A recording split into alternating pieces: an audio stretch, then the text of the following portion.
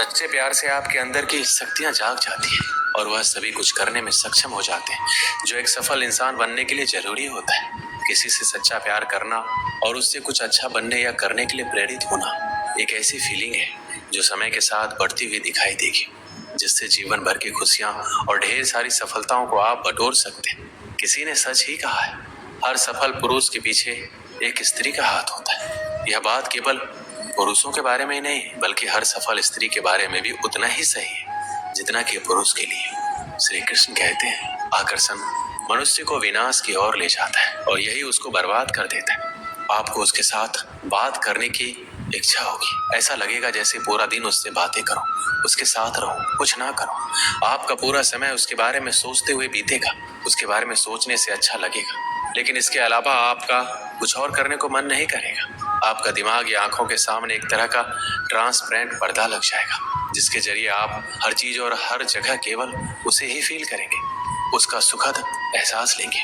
यह आकर्षण का पर्दा होता है। जब उसके साथ होंगे तो अच्छा लगेगा, जब दूर होंगे तो आप इतने आलसी हो जाएंगे कि जो कार्य आप नॉर्मल लाइफ में करते थे वह करना भी आप छोड़ देंगे। अपने कंफर्ट जोन के दायरे को आप कम कर लेंगे, यानी जितना आप अपने जीवन में कुछ करने के लिए पहले प्रेरित थे, अब वह प्रेरणा कम हो जाएगी और उसी के चेहरे और शरीर के आकर्षण का जुनून हर समय आपके दिमाग में रहेगा। यदि उसके या आपके परिवार से कोई विरोध मिलती है तो आप आग बबूला हो जाओगे और अच्छे और बुरे का ख्याल किए बिना पूरी दुनिया से लड़ने को तैयार हो जाओगे। आपको लगेगा आप उसकी सीरत से प्यार करते हैं, लेकिन सीरत के बारे में सोचते सोचते आप कब उसकी सूरत पर पहुंच जाएंगे और उसके शरीर के कुछ पार्ट के बारे में सोचने लगेंगे, आपको पता नहीं लगेगा। कुछ समय बाद आप एक ऐसा आधार तैयार कर लेंगे जिसकी वजह से आपके प्यार की पूरी फीलिंग वहीं पर केंद्रित रहेगी। यदि वह भौतिक चीज मिल गई तो आकर्षण एक साथ या धीरे धीरे खत्म हो जाएगा, नहीं मिली तो प्रतिशोध का जुनून शुरू हो जाएगा।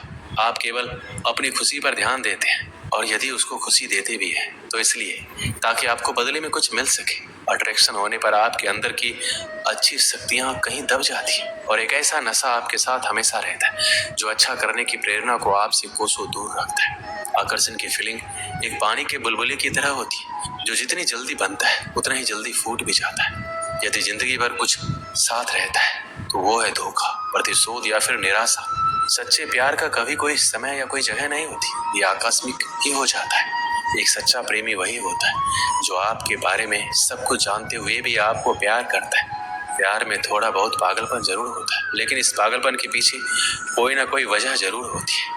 प्यार वो खूबसूरत एहसास है जो जिंदगी के सबसे अच्छे और सुखद अनुभवों में से एक होता है। प्यार को सिर्फ महसूस किया जा सकता है, लेकिन जिंदगी में कई मौके ऐसे भी आते हैं जब हमें अपने प्यार को जताने की जरूरत होती है। सच्चा प्यार ईश्वर की तरह होता है, चर्चा उसकी सब करते हैं पर आज तक किसी ने देखा नहीं। प्यार और विश्वास कभी भी मत खोना, क्योंकि प्यार हर किसी से नहीं होता और विश्वास हर किसी पे नहीं होता। स्वर्ग वही होता है जहाँ प्यार का वास होता है। प्यार की सच्ची कहानियों का कभी अंत नहीं होता। हर कोई अपनी जिंदगी में सच्चे प्यार की तलाश में रहता है, लेकिन वो बहुत किस्मत वाले लोग होते हैं जिन्हें सच्चा प्यार मिलता है। इसलिए प्यार की कद्र करनी चाहिए और उसका सम्मान करना चाहिए। वही जब आप किसी से प्यार करते हैं तो कई बार ये एहसास करवाने की जरूरत होती है कि वह आपकी जिंदगी में कितने मायने रखता है। एक जैसा प्यार करने के लिए हम कभी एक जैसा नहीं सोचते। हम योग्यताओं को नहीं बल्कि इंसानों को प्यार करते हैं। किसी अपने को खो देने का डर इस दुनिया का सबसे बड़ा डर है। इसे वही समझ सकता है जिसने किसी अपने को खोया है। किसी को चुपके से ईश्वर से मांगना ही सच्चा प्यार है। जिंदगी का सबसे बड़ा सच ये है, हम जानते हैं हम किसके लिए जी रहे हैं, लेकिन ये कभी नहीं जान पाते कि हमारे लिए कौन जी रहा है। साथ छोड़ने वालों को तो बहाना चाहिए, वरना निभाने वाले तो मौत के दरवाजे तक भी साथ नहीं छोड़ते। दुनिया में संभलना हम भी जानते थे, पर ठोकर भी उसी पत्थर से लगी जिसे हम अपना मानते थे। जब तक हम किसी से सच्चा प्यार नहीं करते, हमें असली जिंदगी का एहसास ही नहीं हो सकता।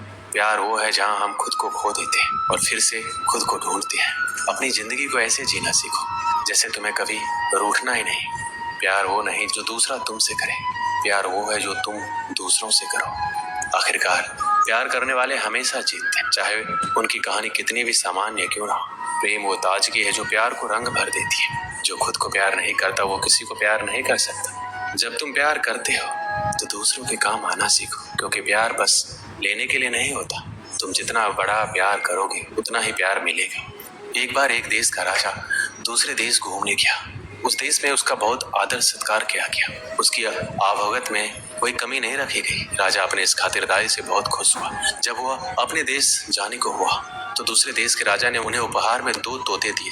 दोनों तोते दिखने में एक समान थे। तोतों को लेकर राजा खुशी खुशी अपने देश वापस आ गया। वापस आकर उसने उन तोतों के रहने की व्यवस्था शाही बाग में करवाई।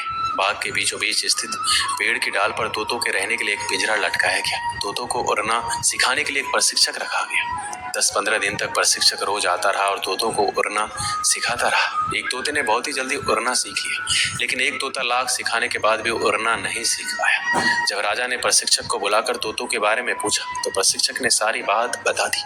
महाराज, एक तोता बहुत ही जल्दी सब कुछ सीख गया। वह तो राजमहल से भी ऊंचा उड़ने लगा है, लेकिन दूसरा तोता कुछ सीखने को राजी ही नहीं। मैंने बहुत कोशिश की, लेकिन वह पेड़ की एक डाल पर बैठा रहता है, उड़ता ही नहीं। मुझे समझ नहीं आ रहा मैं क्या करूं। राजा चाहता था दोनों तोते अच्छी तरह से उड़ना सीख जाए। उसने अपने मंत्रियों से इस बारे में बात की और बात करने के उपरांत दूसरे तोते के लिए एक अन्य प्रशिक्षक की व्यवस्था की, किंतु दूसरा प्रशिक्षक भी उस तोते को उड़ना नहीं सिखा पाया। इस तरह कई प्रशिक्षक आए, लेकिन कोई भी दूसरे तोते को उड़ना नहीं सिखा पाया। राजा ने फिर से मंत्रियों को बुलाया और दूसरे तोते को उड़ने सिखाने के उपाय के बारे में विचार किया। इस बार मंत्रियों ने गांव के एक ऐसे व्यक्ति को बुलाने का परामर्श दिया जिसे तोते के स्वभाव के बारे में अच्छी पहचान थी। उस व्यक्ति को बुलाया गया। जिस दिन वो व्यक्ति आया उसी दिन से दूसरा तोता भी उड़ने लगा।